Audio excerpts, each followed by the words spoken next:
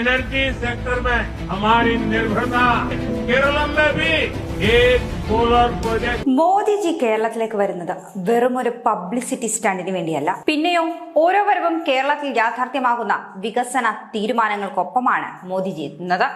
കൊച്ചിയിൽ maritime ship building, ship repair മേഖലയിലെ പ്രധാന അടിസ്ഥാന സൗകര്യങ്ങൾ ഉൾപ്പെടെ ഹൈവേ, റെയിൽ, എനർജി, റിഫൈനറി മേഖലകളിലെ കോടികളുടെ പദ്ധതി, അമൃത് ഭാരത് എക്സ്പ്രസ്, ISRO, VSSC പോലെയുള്ള സ്ഥാപനങ്ങളുമായി ചേർന്ന് സ്പേസ് ഇൻഫ്ര പദ്ധതികൾ എന്നിങ്ങനെ ആ പട്ടിക നീളുകയാണ്. ഈ വരവിലും അതേ സമീപനമാണ് മോദിജിക്ക്. ഏകദേശം 10,800 കോടി രൂപ മൂല്യമുള്ള വികസന പദ്ധതികളുടെ ഉദ്ഘാടനം, തറക്കല്ലിടൽ എന്നിവ ഇതിന്റെ ഭാഗമായി കേരളത്തിൽ നടത്തിയിരിക്കുന്നു.